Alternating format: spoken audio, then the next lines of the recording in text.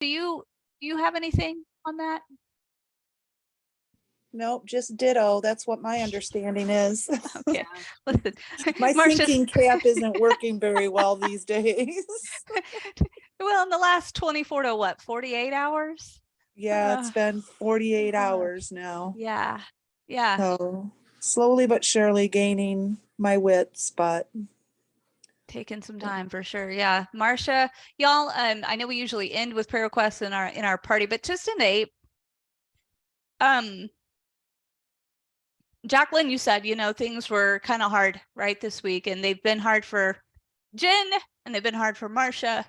And, it's just we're living in tough times where the enemy just wants to make us feel defeated. Yeah. And man, if I feel for these people, because even though we're not in the portion yet where they start complaining, they still complain, right? And how easy it, and I think that's the tactic that the enemy wants us to do, to feel defeated, to even feel like God isn't going to come through in our circumstances. And my overarching takeaway from this portion was significantly different than times past. Typically we dive into the significance of all of the gold and the bronze and the clasps and the hooks, and well, the clasps and the hooks are the same, but the bronze rings and this and that, and right, and we really just want to like super focus in. And my takeaway this year was, and we'll dive into this, but my takeaway, the overarching theme was just the wilderness was truly supernatural. We know, right? Like their clothes didn't wear out, their feet didn't swell. The Father provided the manna and all the food and things like that. And those are things that I think we sometimes, or at least I have, glossed over, realizing that, of course, he's God, he can do all these things. Why worry about it? But really seeing how supernatural it was. Like he provided everything that he asked them to do for the Mishkan. He provided the means to do it. Yeah. 100%. Let's officially get started. I mean, yeah, right. Started, but she hit record, and I want to do an official welcome for the people. Oh, good. Watching us later that are not joining us live. Yeah, we've already, before the 8 o'clock bell hit, we were already in some deep discussion, which is great. And I hope that we keep that as part of the recording, because what Robin said was just wonderful. But we do want to do an official welcome. Thank you for joining us. We are doing a Torah portion of Vayahkel, and we're starting in Exodus chapter 35. Mm-hmm. And as Robin was just saying, there's a lot of different things that the Father has brought out. And so tonight, and just because some of you might just be joining us and you maybe didn't hear some of the preamble that we were talking about, Robin and I were sharing in Marcia, the three of us are very, very close friends, and we talk pretty much every day.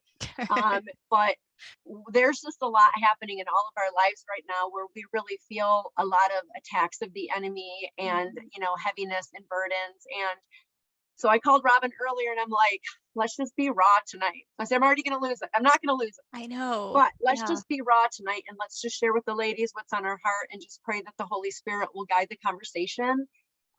We do like to get into all the details that some of you may have shown up wanting to learn, like what is silver and what is gold, and what does the purple represent and all that. But we're not going to do that tonight. You might have to find that in different Torah portions.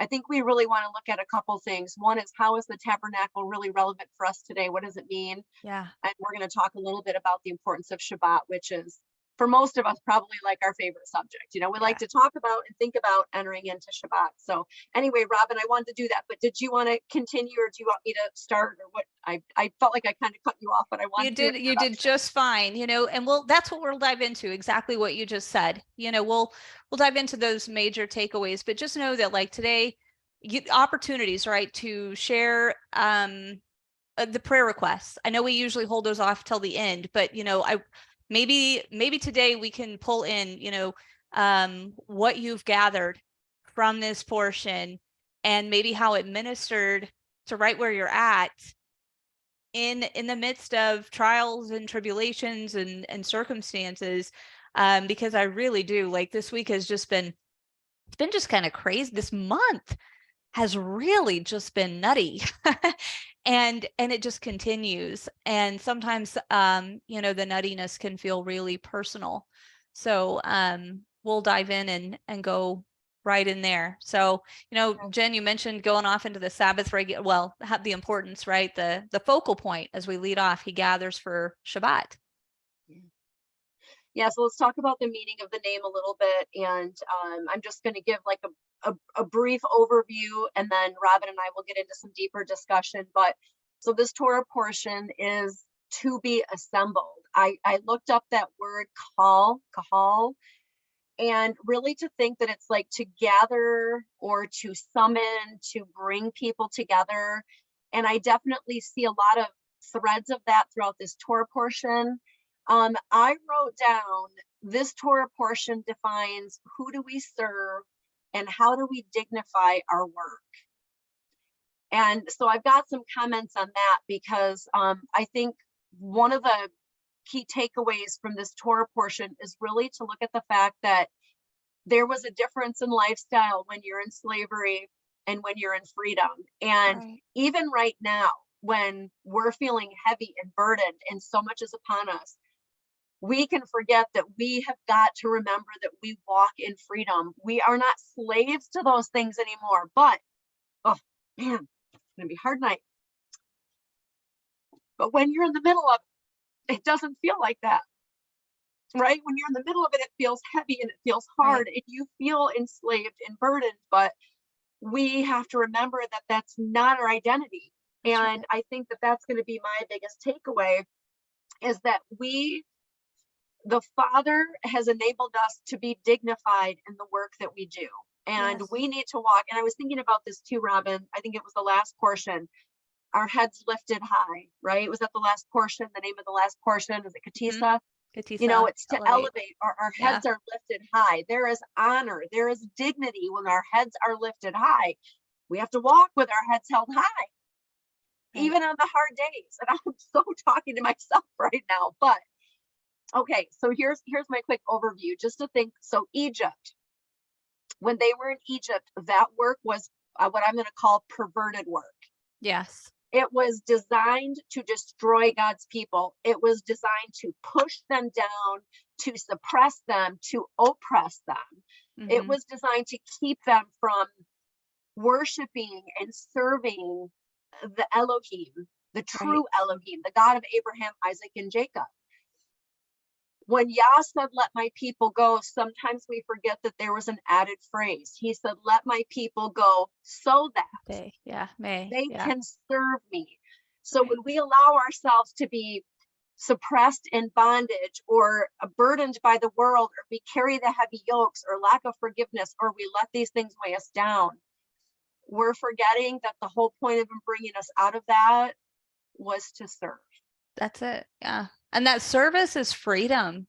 It's freedom, you know, and that's such a it's like, wait a second, I'm leaving slavery to become, you know, right? Like you're either a slave to sin or a slave to righteousness. I'm leaving slavery to become a slave to righteousness, but it's freedom, right? It's the law of liberty. Thing that people think when you walk in Torah, it's actually a heavy yoke. Like, why would you want to do all of those things? Which I'm excited to talk about that with Shabbat later.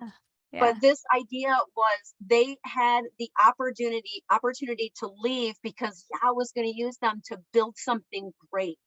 That's right. A way to serve him. And last year, for those of you who were in the portion or the Rooted Cafe last year, you can see my kitty in the corner. He's getting up from his nap. He's waving. He was so cute. But it's all about serving him and creating a sacred space. And that's one thing that the tabernacle and Shabbat have in common, right? Is both of them, they're creating a sacred space. One is physical, a physical place, and the other is a sacred time. And we know that the Holy One supersedes time and space, but he is creating these ways for us to be in relationship and to have dignity. and to Right. serve a different sort of way. So Robin mentioned this earlier. So there's this whole span of 3 or 4 portions that all talk about the tabernacle, like they're all in a row. I can't think, and Robin maybe have an answer for this, but I can't think of anything else that's talked about as much as the building and materials of the tabernacle. If the Holy One took that much space up in this book, it's important. And he is Right. trying to get our attention, and he's telling it to us 100 different ways. Like, I'm going to repeat it. I'm going to repeat it. I'm going to repeat it. I'm going to repeat it. Yes, Pay exactly. attention. Right. These are eternal things, right? And so where, all who are weary, right, can go to Yeshua, right? And turning to him and trusting him for the provision to meet your needs. And that's what the people, so they gathered for Shabbat, right? That he gathers and he says, hey, these are going to be, it's a rest. I'm calling you together to rest. And the Lord just supernaturally, provided them with abundance in order so that they could do what he asked. He wasn't, think of Pharaoh when Moses is saying, hey, let my people go. And Pharaoh is saying, well, now they're going to have to, we're not going to provide the straw. They're going to have to go get it themselves. The Lord does not do that. The whole voluntary offering is the beginning of the change of the way you serve. Yes. So before we get into that, I want to go back one more step and go through. We talked about how it's like 4 Torah portions, but let's just do like a quick recap to bring everybody up to speed. So in Exodus 12, going way back to the beginning of them leaving Egypt, Robin, you said this, he provided everything they needed. But in Exodus 12, 34 and 35, they left before their dough was leavened. Like, they were in a rush. However, like, I was thinking about this the other day. Yeah. He made sure that they asked for gold and silver and jewelry and everything, and they took it in abundance. And if you think about this, they weren't like merchants or anything, right? So how were they able to pack supernaturally all of this stuff and get it all out of Egypt? Because what he was doing is he was supernaturally, before they even were going to be asked to bring the contributions, he was making sure that they had everything to build his sacred space. So then, before we get to where we are now, plunder. It sounds wicked, but Yah gave it to him. Yah said, you're going to take it. You were enslaved. This is going to be your payment. You're going to get what you deserve. You're going to take it, and then you're going to give it back to me, and it's all going to be for my glory. Mm-hmm. But when they get to the golden calf incident, when we get to that, they use plunder for something outside of Yah's purpose. Mm-hmm. They used it to serve another God. They didn't use it to serve God the way he asked to be served. It was different. He equipped and enabled them, and then they took advantage of that and they used it for their own purposes. So then we get to this place with Moses, and he's telling them, okay, listen, he gave you everything you needed. You used some of it for not his purposes. That didn't go well. Lots of you died. Bring a voluntary contribution from your heart. Mm-hmm. Show the Father, show your Creator the value that he has to you, your desire to serve him, because he's asking you to bring forward what you want to bring forward. Yeah. And what I love about this story is they brought so much that Moses had to tell them, stop bringing it. Mm-hmm. So looking at this, here's a question I wrote down. So when is it easy to give? When you realize you don't actually own it. Oh yeah, it's always easier to give away somebody else's stuff. Always easier. Always easier to give away someone else's stuff. But everything we have comes from him and belongs to him, which should make it a little easier for us to give it away. So the question I wrote down is, what is your contribution to the relationship you have with the Holy One of Israel? Like, that's kind of what I've been pondering this week. Mm-hmm. What's my contribution? What am I doing? Yeah. What am I doing with the gifts? What am I doing with the skills? What am I doing with the knowledge, the wisdom, the friendships, the ministry, all of it? What am I doing with it? It's a good question, right? It's a hard Yeah. question. Yeah. Because do I recognize that he has given me all those things, right? Like, do I, like, and I don't know that the people really recognized. I feel like I was telling Jen earlier, like, I feel like I see that like he's pouring into them so much so, like with the wisdom, with the craftsmen, right? Like bestowing spiritual gifts so that they have wisdom, knowledge, and understanding to perform the artifacts and the details and the intricacies and the beauty of the work for the Mishkan. He's doing that. But then beyond that, like that's them. That's kind of a personal thing. That's like a skill set, right? But beyond that, like everybody, he is just pouring on abundance, abundance, abundance, because really and truly, what you just said, Jen, when do you give? Well, when you've got so much, you can't contain it all. And when it's somebody else's stuff. And this is the supernatural, message of the wilderness is he is looking for us to agree with his ways, right? And to give him the glory that he is more than due. And he will pour into us more than we can contain. I think what is it Ephesians talks about, immeasurably more than you can ask or think or even imagine, pressed down, shaken up to overflowing, right? More than he will just abundantly supply all of your needs, because ultimately he was giving them to you so that you'd return them back to him. Yeah. And that's what my whole takeaway of this, all the details and all it's mesmerizing when you look at all the details and the intricacies of the Mishkan and how specific it was and how these people all unified to accomplish this task. It's really it's just awesome. I want to read something from this book. It's called The Heart of Torah. It's one of my favorite books. And Rhonda, it's almost identical to, I don't know if you have this book, but it's very similar to what Rhonda wrote in the comments. I'll read Rhonda's, and then I'm going to read this because they parallel, and this really hit me too. So she wrote in her comment, it is about divine intentionality. Yahweh was in love with the place he designed to have his people meet with him, and he orchestrated order and beauty in coming to his presence, and so should we, as a set apart people, setting apart a space to meet with him. It's about giving our very best. So one of the things I read in this book that I really liked is it says, if the Mishkan is to be erected so that God can dwell in it with the entire people, then manifesting and even deepening the divisions of status and class in the process of building, it represents a spiritual contradiction in terms. So God stresses that all gifts count, even the smallest of the small, and even the pure internal gift of wishing you had the means to contribute materially. And I just really loved that because, if we go back a portion and we talk about the half shekel, we're all equal, right? Like everyone had to contribute the same amount with a half shekel, whether you were rich or poor. And it seems like, oh, then we have to give the same amount.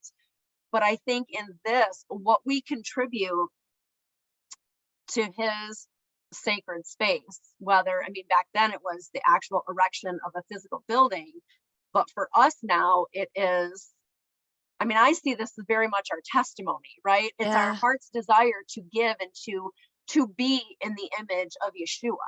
Yeah. To walk the way he wants us to walk with dignity, honor, to have our head held high, to be lovable and compassionate and all of those things. But we're not all going to have the same gifts or be able to give equally into the kingdom. But that's why I said, what can you give? Like, what is your contribution? What gift do you have? How are you using it? What is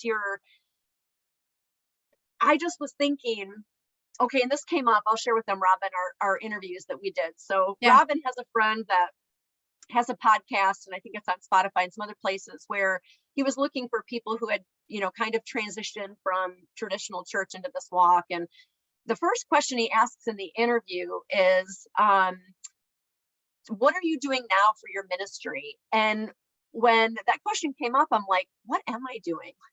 what am I really doing for the Father? Am I really focused on me? Am I focused?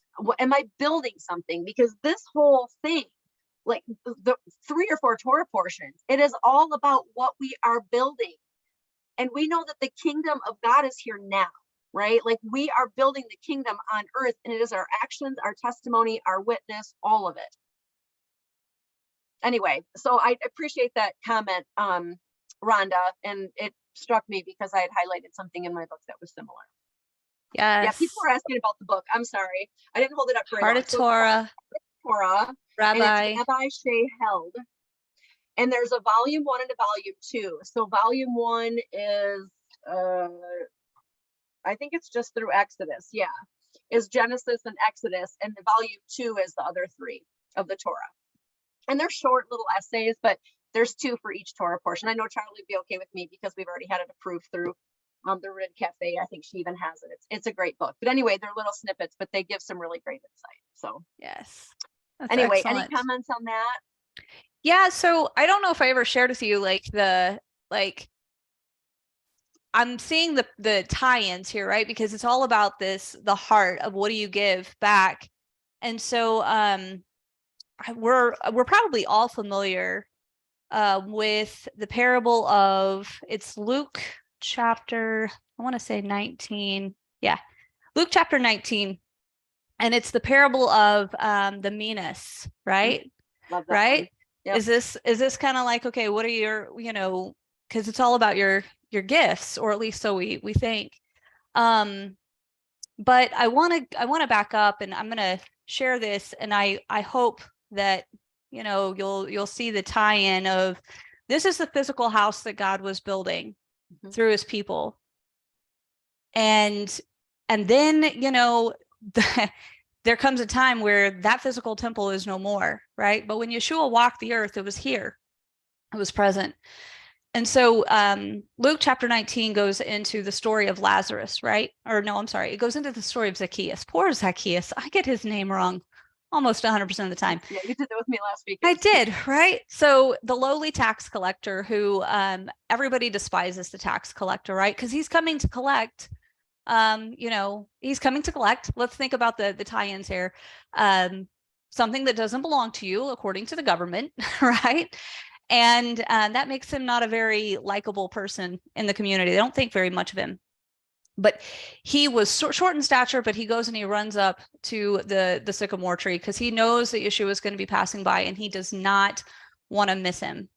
So he climbs it and he looks, and Yeshua knows that he's there and sees him and says, "Come down, hurry, come down." And when he does, verse 6 says, so Zacchaeus hurries, and he comes down to receive him joyfully. And Psalm 119, I think it's in the first 8 verses, it says that when I look into your commandments, I'm not ashamed. Yeah. And Zacchaeus, who the crowd is, scoffing, he is not ashamed. He receives Yeshua joyfully.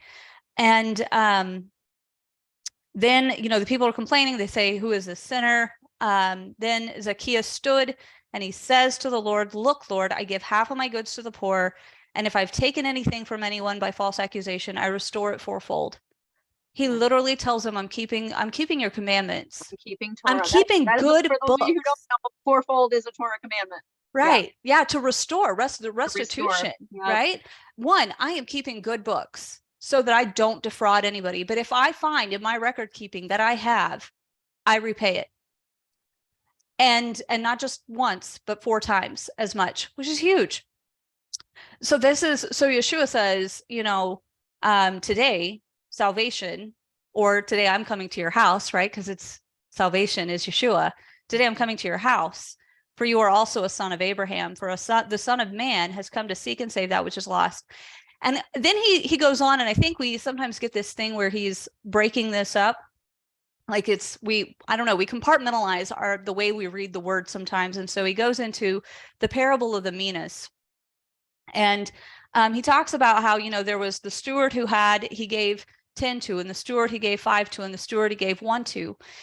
And the thing that struck me was my translation, which is New King James, says in Is it all verse 15? Yeah, verse 15, it says that so it was that when he returned, having received the kingdom, he then commanded these servants to whom he had given the money to be called to him, that he might know how much every man had gained by trading.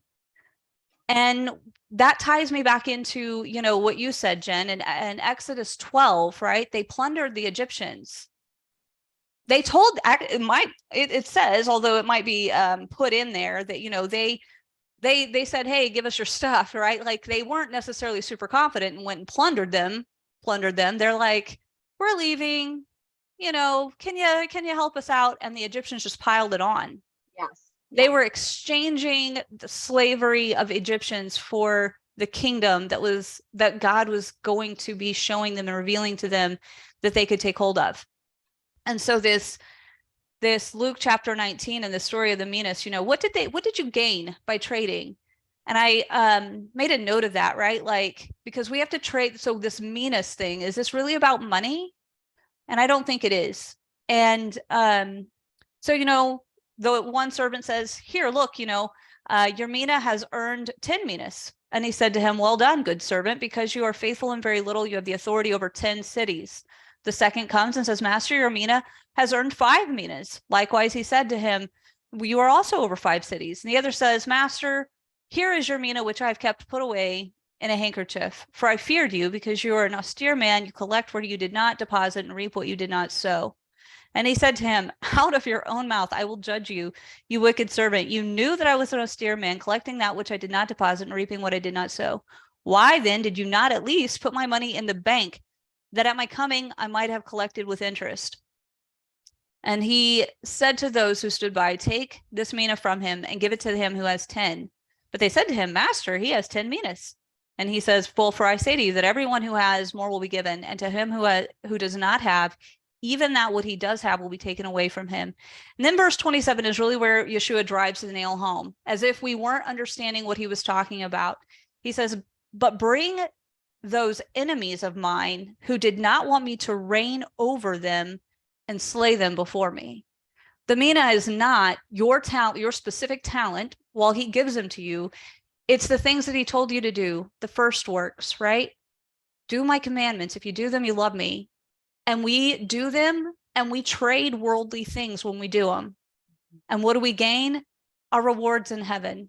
We gain those spiritual things in this life. We gain transformation. Sometimes we gain brokenness, and suffering, really, because sometimes it hurts to watch people walk in error, especially those that claim to know the truth, and to just blatantly walk in error. And you're going, come on, right? But if we'll trade them out, and we'll do the things, right? If we'll be prepared to do the things so that he can pour into us abundantly, so that we can give it all back to him. The Torah is passionately focused on moving people from slavery to freedom. That's what I just heard you say, right? Yeah, passionately. Who are you going to serve? Passionately desires to move people from Egypt slavery to freedom, right, in the promised land. It's the whole book. It's the whole story, right? Yeah. From Genesis on through, it is the whole story. And I had something else written down here. Oh, where is it? When we look at this Torah portion, one of the things that came to my mind is, I don't know, you said something earlier and it made me think of this sentence that I'd written down this morning, but this portion teaches us how to have a meaningful life. Yes. There's no meaning apart from the Holy One. There, right. The world isn't going to give us anything that's really of value. Mm-hmm. It will suppress us. It will oppress us. It will push us down. It will cause fear, anxiety, pain, all of those things for us. But walking in his ways and this level of freedom that gives us a meaningful and intentional and purposeful life is where we need to be focusing. Yes, right. And that's what he was trying to do for Israel. That's what he's trying to do for Israel, right? Like, it's what he's trying to do for us. He's trying to do for Israel. It's right. Still that. And the enemy doesn't want us to be victorious. No. He does not want us to be victorious. He wants to stir up our emotions, right? Our flesh, especially that flesh that says to be fearful and anxious and feeling defeated and overcome, for ourselves or for others.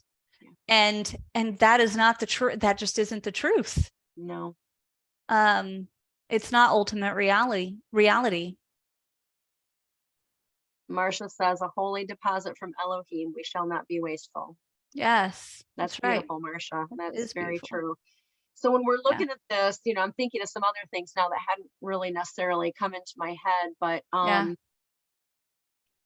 just kind of reframing some things after listening to you tell that story of Zacchaeus and thinking about this idea of sacred space. And maybe that's a lot of what he's talking about, because they were building something. They were building a physical space. And until you just talked about Zacchaeus, I really was thinking this was a lot about our witness and our testimony and us creating a different kind of sacred space. But we are creating a sacred space when we keep the commandments, when we press in, when we don't allow ourselves to be a slave to the things of the world and fall under some of the grievous things that are happening in our culture and families and to our loved ones. And, you know, we talked about this last fall, because there's something about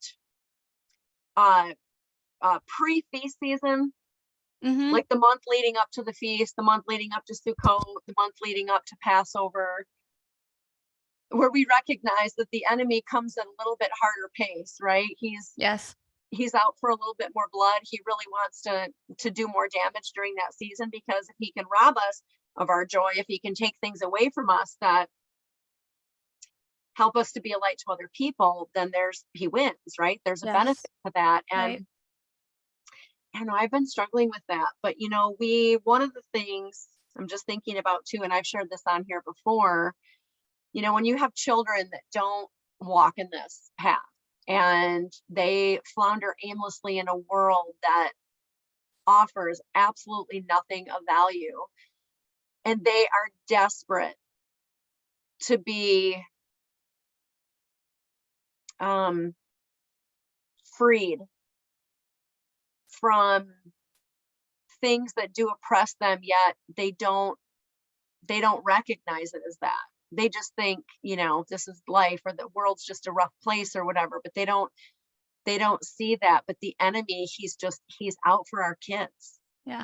And I think most of us on here, probably a good majority of us, are moms. Some might be too young or whatever, but you know, I feel like that's kind of a theme coming into the spring feast season, is he wants to damage things. He wants to shake your faith. He wants you to be uncertain. He wants you to fear. He wants you to feel as if you can't. You know, I almost didn't come on tonight because I've had some really hard things happen this week with family. And then today, something else at 3 o'clock came totally out of left field, and it just knocked the wind out of me.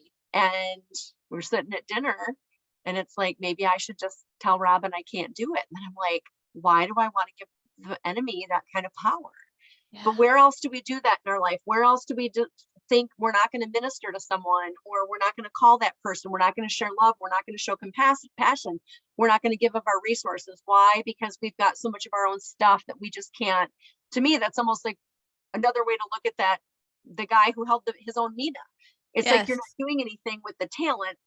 You're not doing anything with what you've been given. And even in this age of like, just darkness, right? Like, we all know it. It's growing, like the division in fellowships, the division between believers, you know, Torah and Christianity, or all sorts of things, the sacred namers, all of it, like flat earth. I mean, people get really passionate about their position, and they just start charging after people.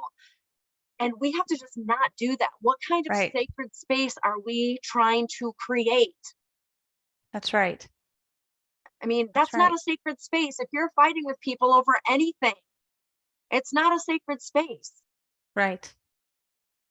I love this. I'm going to share, Erica, I did see your comment about your brain was firing on all of the, you know, creation gospel Yeah, I want to hear that too. I saw that comment. Taking notes on having everything we need on day 1 to build on day 2. Yeah. So Halisa's like I'm an avid, avid fan of Dr. Alwine, and I go through her Torah portion studies, right, for each portion, and I've just really enjoyed them. So Creation Gospel is where I started. I leapt off, and it just builds on that. So I wanted to, I don't know, Erica, if you are doing the Shemot book, if you did hers, but man, it's a rare moment when Dr. Alwine is only 3 pages long for a portion. Just gonna say only 3 that week. That's not normal. Yeah. And I hadn't started it. Like when you called me, I hadn't even started it. And I'm sitting there going, I am so underprepared, and I'm underprepared, and I'm overwhelmed. And I've been this week, it feels like I'm doing all the things that like really don't amount to a whole lot, but like they have to be done. Like, oh, I've got to get this done. I've got to get this done. Gotta, because I don't know why, but it needs to happen now, because who knows? I may not be able to do it later. I don't know. And so all that thinking, just shush it, right? Just shush it, because and then the Father blesses me with three little pages that I could read, at like 4 o'clock after I get off the phone with Jen. I was like, I better dive in and figure. Father, you're gonna have to speak real loud. But I just want to read this adut, because it goes back to what you said a second ago, Jen, where you said, you were thinking this portion was all about our testimony, right? And it is. So the Hebrew word adut is testimony. Adah is truth, right? So adut is a testimony of the eternal commandment.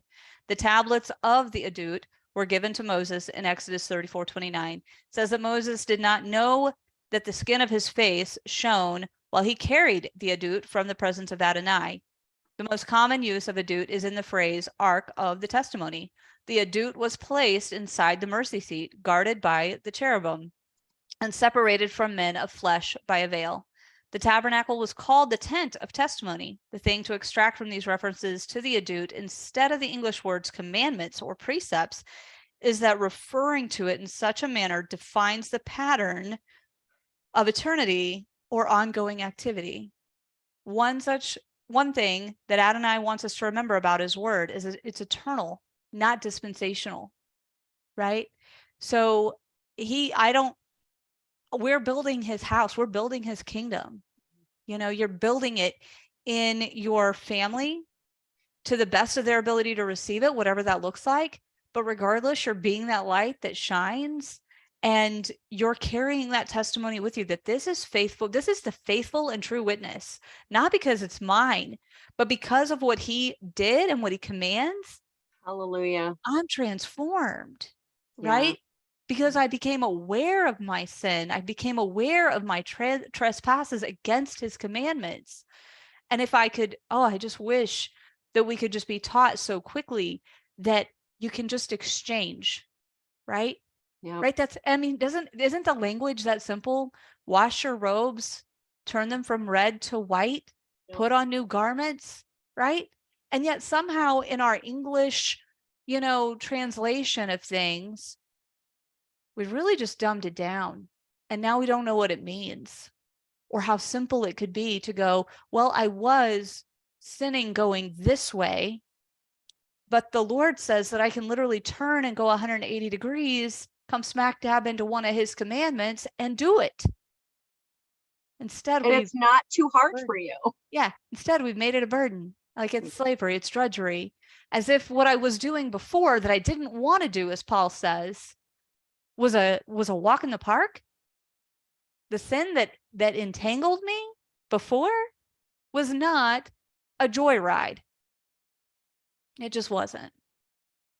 This is, I don't know if y'all will remember, I think it was that movie, All Dogs Go to Heaven. I don't know if y'all remember it but when I was a kid, All Dogs Go to Heaven, like it was a movie. And there was the little chihuahua, and he was like, if this is torture, chain me to the wall. Chain me up. I'm happy as a slave, right? Absolutely. nail my ear to the Being a slave doorpost. to righteousness is just not the same. And actually, Yeah. speaking of that, this is a good transition to talk about Shabbat. So Yes. the tabernacle being the physical space for being in his presence, and Shabbat is this time stamp of being in his presence. And a couple of really cool things to note is, this portion technically starts with, and you shall work 6 days and on the seventh day. So we really start with the building of the tabernacle is really, really important, but Yeah. do not build on Shabbat. It does Right. not supersede Shabbat. Right. Stop on Shabbat, because even in stopping on Shabbat, you're still building my kingdom, right? Yes. So it's a different kind of building, because both of them bring life. The physical space, the tabernacle, that was life-giving, and so is Shabbat. They're both life-giving. So when Right. and I don't know, this is another thing that came from my book. I think it came from my book. Actually, maybe not. It might have come from Torah.com. I'm not sure. Anyway, one of the two told me this. If you look it up, and I thought this was fascinating. So there are many different words in the Bible. Work is not an exception. So when they're talking about the work of building the tabernacle for 6 days in the beginning of Exodus 36, it's the word, and I'm probably going to totally mutilate it, but it's malak, something like that. And the root of that, the malak, is actually means to dispatch as a deputy or a messenger. So we see this idea that the work we're doing is bringing dignity, and we are being co-creators, which I know this is totally a Lisa thing, but we are co-creators with the Holy One in creation, because we are also creating and bringing something to life. But right. I love that the root word of work, as it refers to the tabernacle here, actually means to dispatch as a deputy or messenger. So we are being a light in doing the work that we're doing. And then I didn't verify this, although I'm sure wherever I read it from, I only go to pretty good sources, but is a different word, the word, and I think it's avoda, and you can put something in the chat if it's not right, but that was what they did in Egypt, and it was different. It's this idea that you are suppressed, inferior, and subordinate to a master. So when Shabbat comes in every week, and I've never been more thankful for Shabbat than I am right now, because I can't wait for sunset tomorrow. But when Shabbat comes, it's like we have an opportunity to literally immerse ourselves in a whole new dimension. Yes. This dimension of time. And that makes it very different than anything else we experience during the work week. But even, like if I work outside the home, so I still have some portion of my life that is a kind of a slave to the world, right? Like I do have to report at a certain time and certain things I have to do, whatever. But this whole idea that we leave everything behind and we enter into a holiness every week that he has created and prepared for us as this permanent presence, or permanent presence that transcends all limitations of space. And when I started thinking about that today, like what we are entering into now, this whole idea that Torah was something different, and it's this idea that we are going from, it's all about passionately moving us from slavery to freedom. Right. And then you think Shabbat, and you see that there is your whole life, like literally your whole life, technically 7 days a week.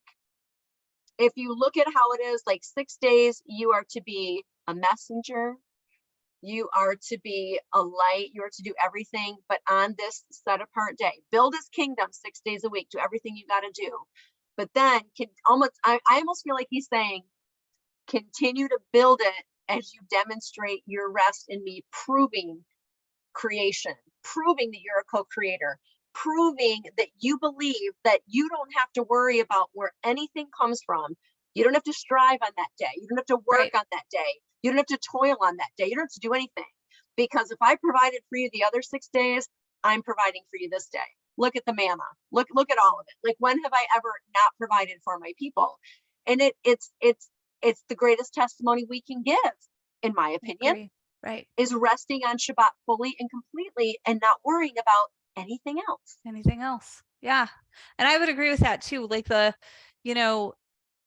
prove, right? Rest on the seventh day, really testifying to the fact that you were not the one who did all the rest of the day's work, but because you were a co-laborer with me, you aren't responsible. You're giving me the glory that I did it. You just were acting as my servant those 6 days. Yes. And failure to do so is really to take on our own, well, in my power and in my ability, and I did it myself. Not building the kingdom. Not. When we don't enter into Shabbat, we don't build the kingdom. I heard someone say, and I've heard this said before, but I liked it with this Torah portion again, is that this is like putting on the wedding ring. Now, I actually think of my tzitzits as more my wedding ring. I wear them, and whether or not, like today, people can't see them because I have a longer tunic on, but I wear them every day, and every day when I put them on, I'm like, I feel like this is part of my wedding attire. This is like saying, this is what I believe in. I believe in Yod He Vav He, which is how my tzitzit are done. And whether or not you believe you have to wear them is irrelevant. I mean, I do. I love to wear them. I'm excited to wear them because I feel like it's a wedding ring. But Shabbat is like, I don't know how to compare it, but it's just another piece of your wedding attire. And I guess maybe it is also a symbol of a ring, because he says, this is a sign that you belong to me. Well, this is a sign that I belong to Chad, right? When I put this on, it says I'm married and I've committed my life to one person. And so when we think about that, but the blessings that come from it, there's no greater blessing than resting in Shabbat. But here's the other thing. So my mind is all over the place tonight. But I was thinking about this too. I also worry, and I don't know who I'm talking to, but I'm fairly certain I'm talking to someone. I'm probably talking to myself too. But talking to me. We get so stressed on prep day thinking that everything has to be done perfect. Here's the thing. The work doesn't really stop. It's a temporary cessation. So I used to be this person when I was newer to Torah. I'm like, if every single thing is not cleaned and done, and every piece of laundry isn't done, and every dish isn't put away, and I was so hard on myself, and I'm like, that puts me back in slavery. Yes. I may not get everything done before sunset, but when I enter into sunset, the things that are important is that I've done the work I've needed to do for that day, whatever that looks like. If not everything is clean, if not every dish is put away, if I didn't make some fancy meal, whatever, I am not going to stress about it. And I am no less in love with the Father or committed to Shabbat than anyone else because I didn't have time to do that. We have to get out of that mindset, because the work is just a temporary ceasing. Whatever doesn't get done before Shabbat, you know what? You can do it when Shabbat ends. Now, we want to create a relaxing environment. We don't want to be stressed. We're inviting the King into our home. There's obviously some things should be done. We want to make sure that we don't have to prepare food and cook and all that stuff, but nothing is wrong. There's nothing wrong with having sandwiches, right? Like, there's nothing wrong with that. We'll go back to Mary and Martha, right? Go back to Mary and Martha, right? Martha was in the kitchen slaving away, little irritated, right? That she's doing all this work by herself. And Mary had wherever she was at in her work, she was like, it's enough. The master's here, and I'm going to go sit at his feet. Yeah. And that's it. Millie put a question in the chat. I hope she doesn't mind me reading it, so it'll be recorded, but it's a good question. She said, don't you think that doing your work well, giving God glory for what you have, that Shabbat is so much sweeter? And it's yes. It's not about doing everything, but do what you do well. And I think that's what you're saying, Millie. If not, please correct me. But I think what you're saying is what you do it well, right? And just make sure you're giving God the glory for what you've been able to accomplish. Because I'm looking at my life this week, and I was in Colorado the beginning of the week with my daughter, and it was a little bit of a rough visit. And now, like, I've got to work all day tomorrow, and I'm like, I said to my husband, I'm like, I don't know when I'm going to clean and get ready for Shabbat. Well, you know what I'm going to do? I'm going to pick some stuff up, and I'm going to make my challah, because I love making challah. And if the other stuff doesn't get done, I don't care. Like, I'm There just you like, go. I can't care, because I want to enter into his rest. Yes, Millie, so much. Thinking that I've done the best I can do with the time I've had. Not every week is the same, and that's okay. Mhm. But I want to enter into his rest, just giving him glory and praising him for what I was able to accomplish, and for all of it, for his protection, for his mercy, for my beautiful friends and that have prayed for me this week and loved on me like I've needed. Like, I have been provided for. Yeah. When I entered Shabbat, that's what I want to think of most, is that no matter what happened during my week, my every single need was met. And that is amazing, because we serve a God that meets us where we're at every single day. And sometimes we don't like the circumstances. Sometimes it's dirty, it's muddy, it just doesn't feel good. It doesn't feel, whatever. He doesn't care. It's your heart. These people that were told to bring this voluntary gift, it was bring from your heart, bring whatever. Well, this week I didn't study much. For those of you who know this, I've been writing out the Torah portions, and I didn't write it out this week just because of life, and I'm super behind. And usually that makes me anxious. And I'm like, you know what? What did I do this week? I spent so much Minister to your time on my daughter. knees, right? So Mm. I'm not going to be upset that I didn't get the writing done, or that I didn't get all the studying done. That usually I listen to Gail's Haftarah, and I didn't have time to do that this week. It's like, that doesn't matter, because Right. he's meeting me where I'm at. And no matter what happens at sunset tomorrow, my heart is going to be right before the Father, and I'm going to enter in with thanksgiving and with joy and with shalom, because that's what he wants for all of us. And so we have to leave all the other stuff, Right. leave it outside the camp. It doesn't need to Yes. come in, especially for Shabbat. No. And That's we need right. to take advantage of the fact, not take advantage, but we need to be grateful for the fact that he's going to meet us there tomorrow. And Mhm. we can give him our heart, and we can tell him what we're thinking. And whether we go to fellowship, we stay home, we watch something on TV, like whatever we do, it doesn't matter. He's there. He shows up every single week without fail. He shows up. And there's nothing more blessed than meeting the Father on his appointed times. Amen. I agree. Whew. I agree. Whew. Preach. And that's it. I was just thinking when you said that, you didn't get to write down your portion, and you could go back and you could fill it in, or you might just write down, like, I didn't write the portion, right? Interlude, right? Yeah. Because this week I didn't write it. This week I practiced it. Right? This week I didn't write it. There are times when we write it. There are times when we read it. There are times when we pour over it. There are times, and it's speaking to us. It's washing us, right? It's Yes. doing its work Hallelujah. on the Thank you, inside. Father. But then there are the times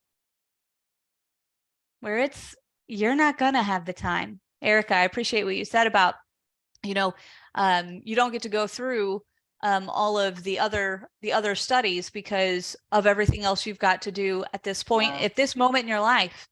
And it's because there are times in your life where I'm literally living it out, in the day to day, and tasting and seeing that he's good through it, He's so good. Oh, amen. And it's Amen. just like, keep your eyes fixed on the author and perfecter of your faith. And we are so distracted, looking here, looking there, like constantly. Things vie for our time, our attention, our resources, our energy, our everything. And it's not that we don't want to pour into other things and other people, because the world needs us, right? Like, if we're not going to be a light for the world, who's going to do it? But sometimes there comes a point in time when you might need to just step away and give yourself permission to do so from all sorts of things. And Yeah. anyway, it's, it all matters. And these things that we go through, regardless of what they are or how often they are, and I know we all have stuff. I mean, I'm not sitting here thinking I'm the only one who's had a rough week or whatever, right? But and it's interesting because someone actually said to me this week, this is so cliche, I hate when people say that, but I'm going to say it anyway. I do believe he uses it. Like, no matter what happened this week, the Father will get glory for it, no matter the outcome. Right. Because he was present in a very difficult situation. And nothing he does comes back void. His word doesn't come back void.